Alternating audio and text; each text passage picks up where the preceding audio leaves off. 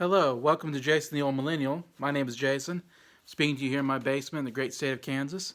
And today I'm doing a video just recapping kind of where we are in the award seasons for movies. For coming up the awards for last year, the 2021 movies that are going to be presented, of course, the next couple months in the different award shows. The big one being the Oscars. That would be like kind of the end grand all award show, of course, that we are ramping up to. Anyways, and I guess I thought about this because the Screen Actors Guild nominations just came out. I guess I don't know if that was today. I think, and so we kind of got a little bit of a picture of where are at with the award shows and what movies are going to be the front runners. So I thought I'd talk about a little bit about what I think are the front runners right now and who might win as an early prediction. Of course, as we go on in the award show, that's all going to change, and some things might change what my predictions are. But just kind of just kind of saying what's going on right now in the award show.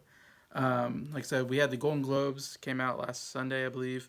There was no award show; they just tweeted the winners, so it was very anticlimactic.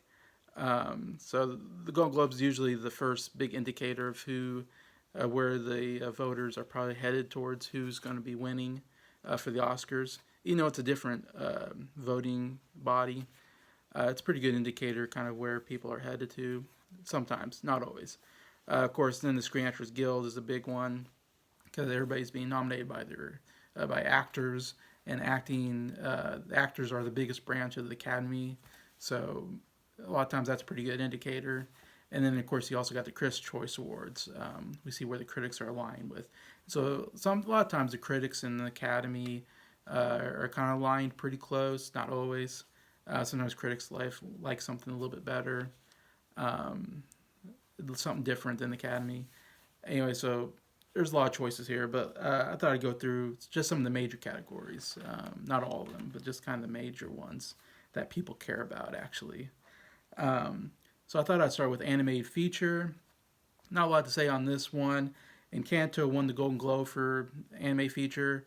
And from what I'm hearing from all the Oscar experts that I've listened to, everybody thinks Encanto is pretty much the front runner for the Oscar for best animated feature. And so right now, you have to say that's definitely the one that you think pretty almost a locked deal that probably Encanto will probably win there. It's hard to say what else would be, and it's hard because sometimes Pixar usually dominates and Disney dominates this category, but sometimes a animated movie from a foreign country might, the critics might really like and might jump ahead and might surprise you. Something you never heard of. There's always animated movies you never hear of that get nominated in this category, but Encanto seems to be one that everybody likes. You got Raya and the Last Dragon. Came out last year from Disney, and Luca, which is a Pixar movie, seem to be the other two that are getting nominated from most of the award shows. But again, it's hard to predict anything else except for right now. Encanto seems to be the only one I can really predict on that one. And I should say, like for me personally, I'm pretty knowledgeable about Oscars and the history of Oscars, and I've watched about every award show since like 1993 or so. Onward, I've been watching pretty closely. I've read a lot of, read books on the Oscars and done a lot of research. It's been kind of one of my big passions is the Oscar ceremony and the awards shows.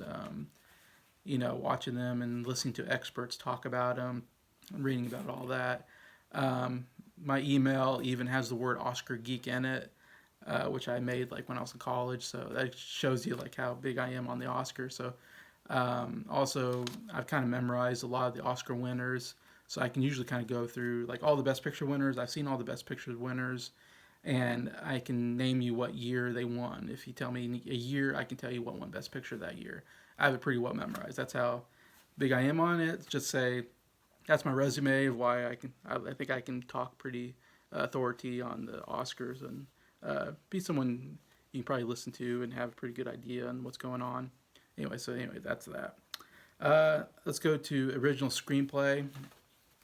Kenneth Branagh, whatever his name is, won the Golden Globe for screenplay for Belfast, that movie. So right now he seems to be the front runner maybe for the Oscars. Right now I really can't tell who's the front runner in that category. The SAGs don't have a screenplay category, so we can't really go off of that. We just know he won the Golden Globe and he's nominated for Critics' Choice. So right now he's, of course, so we'll see who wins Critics' Choice. That might change things. And of course we don't have the Oscar nominations yet, but I'm pretty sure he's a lock for a nom. And so yeah, definitely be in the front. I think you have to also consider Paul Thomas Anderson for Licorice Pizza. People, the Academy seem to like Paul Thomas Anderson, or awards critics and everybody that's in awards voters seem to like Paul Thomas Anderson a lot and his writing. And so I haven't seen that movie, but it looks like an odd movie. So for some reason that makes me think it could get nominated. And then I'd probably put Adam McKay for Don't Look Up, probably would be in there. He seems to be very popular with screenplays because his screenplays, of course, are more comedic in tone. And I think the Academy seems to like him. And he usually writes the kind of movies they like. So those three I'd probably put in the front with Kenneth Branagh as the front runner. Next, let's go to adapted screenplay. None of these three, I have three movies here. None of them won the Golden Globe because they lost to Belfast. But they're again nominated. Screen Actors Guild don't have a screenplay, so these also got nominated for Critics' Choice. So it's really hard to kind of tell who's going to win. I would think The Power of the Dog has a good chance just because it's getting a lot of award buzz for Best Picture. So I assume Best Picture, probably Screenplay will be in there. I had to throw Dune in there because Dune seems to be very popular. It's a very popular book, a very probably difficult book to adapt a movie to. So they probably take that in mind. Dune might be up there as popular adapted screenplay. And then I'll throw West Side Story in there also. It seems to be very popular right now with everybody. So and obviously Best Picture, a former Best Picture winner. So I can see that getting in there. So hard to say who's the front runner, but those are the three I would think might be in the front. Let's go to Best Director. Another one, we had the Golden Globes, and Jane Campion for The Power of the Dog won Best Director. So she's definitely the front runner. I mean, she's, I think, definitely the front runner for Oscar right now because I'm hearing all the critics love The Power of the Dog, and she's getting a lot of praise for that movie. And I think a lot of experts seem to think she really is the front runner for Best Director probably right now.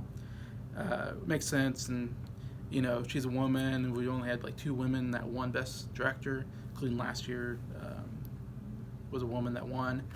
And so I'm sure they would love to give it to a woman again because they feel like they're underdepreciated in that category, and so it make them feel good, I think, to get another female in there anyway. So I definitely would, I would think would happen.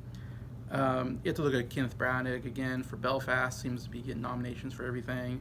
Nominated for the other two major award shows, and Belfast is up there, I think, for Best Picture. You have to put Steven Spielberg in there. Of course, he's Academy royalty. He's been nominated so many times in his career and won twice, and almost seems like weird that he hasn't won a third one because he's had so many good movies come out, and I felt like he's gotten close, but hadn't been able to get a third one. I don't think he'd probably get this time, but again, I would think the Academy would have to get him in, just because of his longevity with the Academy and how popular he is as a director. And he's been getting nominated so far for everything. And I'm hearing West Side Story just incredibly directed. Everything is just incredibly well done movie. So I think I see him definitely being in the front. Could get a surprise win there. I also threw in Denis Villeneuve for Dune. Again, Dune's like this big epic movie. Like West Side Story and Dune are the more big epic movies that must have been pretty hard to organize and direct, I would think, and a lot of big camera shots.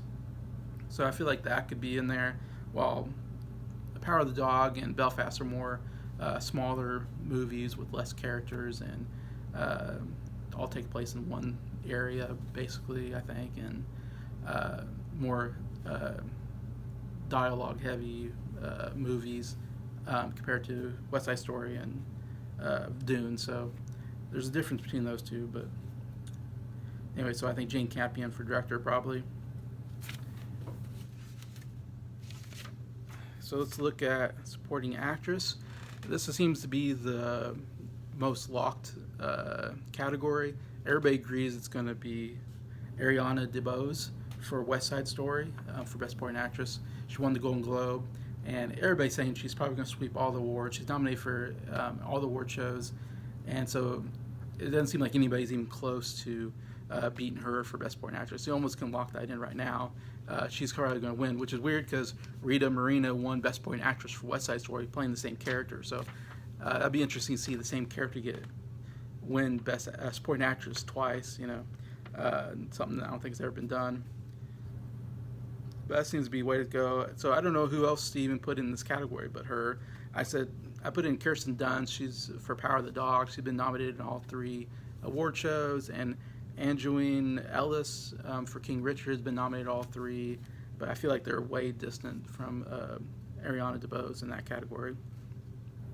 If we go to Best Supporting Actor, this is another one that's very hard to predict right now until we get some more award shows in the bank here.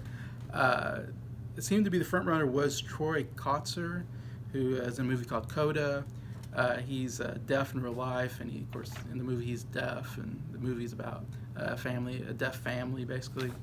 And he's kind of this, actor never heard of that, which I always love that when an actor you don't really know kind of comes out of nowhere and gives a great performance, and gets nominated, really helps their career. And it's kind of nice to recognize those that aren't the big Hollywood stars, I think. So I really like to see him, even though I haven't seen the movie. It'd be cool to see him in that category. He was a front runner, but now it's kind of twisted because Coda Smith McPhee for Power of the Dog won the Golden Globe for Best Supporting Actor, which seemed to be kind of a surprise from what all the Oscar experts I've been listening to all thought Troy Kotsur was the front runner in this category. So when Cody Smith McPhee beat him in the Golden Globes, it kind of is now shifting maybe towards Coda Smith McPhee, who's nominated in the other 2 major award shows. So we'll see if he keeps winning. I mean, he definitely will be the front runner. But again, it's always hard to pick. Once we get the Oscars, they could always pick somebody out of left field that nobody was predicting. So, but right now, I'd say Coda Smith McPhee is probably the front runner for the Oscar now, supporting actor. But there's still a lot to see in that category. If we go to Best Actress, this is another very hard to predict category. Things are happening that are really changing everything, because the person that everybody thought was in the front was Kristen Stewart for Spencer, where she plays Princess Diana. And everybody's saying she gives a really great performance. I haven't seen the movie, but all the experts thought she was definitely like the front runner for maybe an Oscar. But she didn't win the Golden Globe. That went to Nicole Kidman for being the Ricardos. So that was kind of a shock from what I'm hearing. Everybody seems to be shocked that Nicole Kidman beat Kristen Stewart out for Best Actress. That was Best Actress in a Drama. Anyway, so that's really kind of shifted everything. It's like, wow, that seemed like more of a sure category for her. She lost Nicole Kidman, which all the Oscar people aren't really praising her role as much. Anyway, so playing Lucille Ball in that movie. So now Nicole Kidman's kind of put herself more in the front from before. And then now the other big thing was the Screen Actors Guild came out, and Kristen Stewart didn't get nominated at all, which was a huge shock, because she went from front runner to not even getting a SAG nom. Anyway, so she's only nominated in the Critics' Choice right now. And anyways, Nicole Kidman's nominated, I think, in all 3 award shows. So now you have to think Nicole Kidman might be a front runner, which is very odd. Nobody thought she was before. So it's going to be very hard to predict. Kristen Stewart could still come through and surprise everybody. The other big one I think you have to watch out for is Jessica Chastain for The Eyes of Tammy Faye, which I haven't seen yet, but it's on HBO Max. So I'll have to catch that at some point. And I say Nicole Kidman and Being Ricardos is on Amazon Prime, which I haven't watched yet. So I'll have to watch some of these movies and see what I think about that.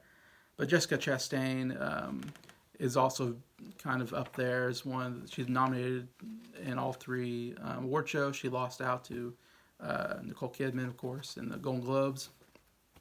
But it seemed to be Kristen Stewart and Jessica Chastain seemed to be the 2 front runners. Everybody thought it was between those two, and now Nicole Kidman's now put herself maybe in the front. So we'll see. But Jessica Chastain still everybody saying gave a great performance, and she's been nominated a couple times before for the Academy. So I think the Academy really likes her. So I still wouldn't put her out. I think she still has a good chance. We'll see with the other award shows, the SAG and the critics, if she can get any wins there. I mean, you also got the BAFTA is also, I guess you can put in kind of one of the major award shows. We'll see how that all works out. But because I still think Jessica Chastain has a chance in this category. I think Kristen Stewart, her problem is when she did those Twilight movies, she was considered a good actress until she did the Twilight movies, and that made her look bad because those movies were bad. Even though they're, I guess, popular, they made four of them. Critics hated those movies. I think I've just seen one. I've seen like maybe two movies, and I thought they're bad.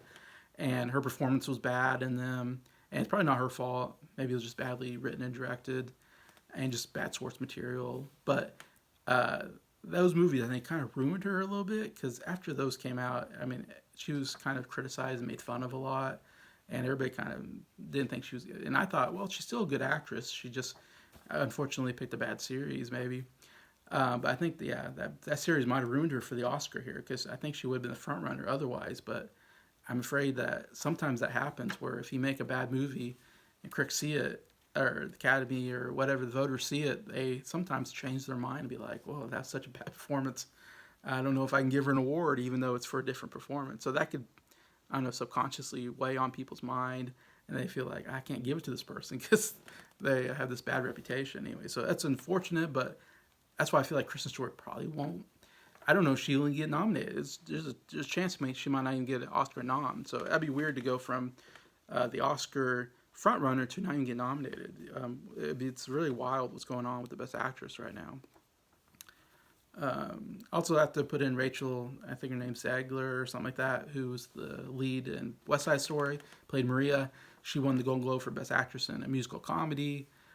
So she's kind of put herself somewhere in there, but I don't think she's quite up to the top yet as those other three. We'll see the next two award shows, but I think she definitely get a nomination. Let's go to Best Actor. This one seemed to be a pretty confident front runner. Is Will Smith for King Richard. He just won the Golden Globe for Best Actor in a Drama.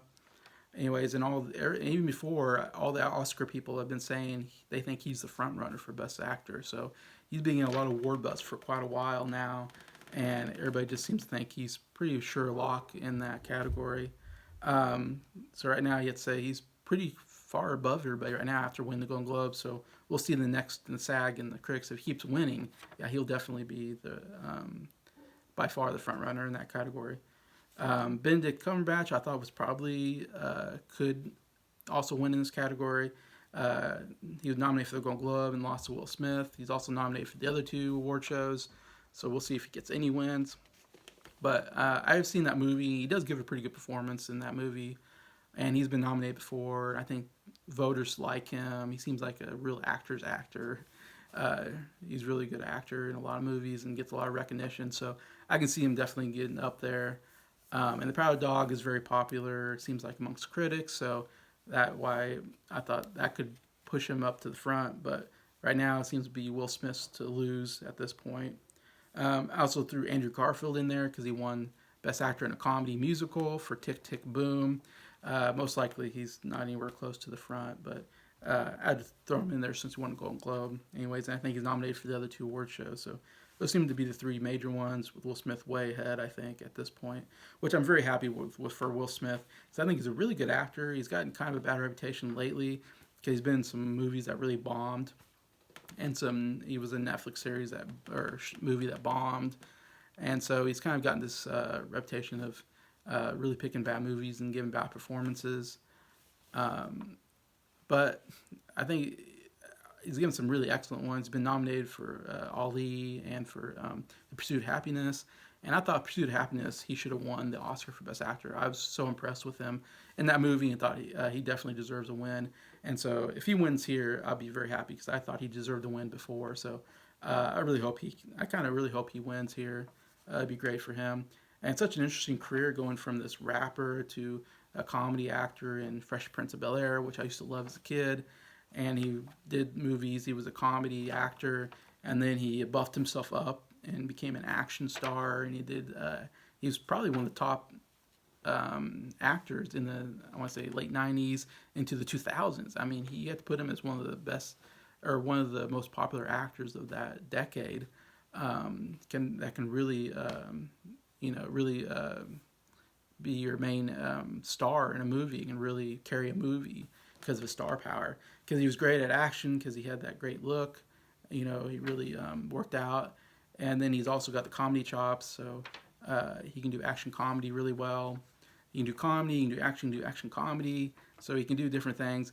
And then when he did Ali and got nominated, all of a sudden it was like, oh, he's a serious actor, which no, I never saw him as a serious actor. So it's like, wow, he's got 2 Oscar nominations. So it's like, wow, he's actually can do, and he's done some serious movies since. So it's like, wow, he can do drama, he can do comedy, he can do action. He's kind of this guy who can do everything.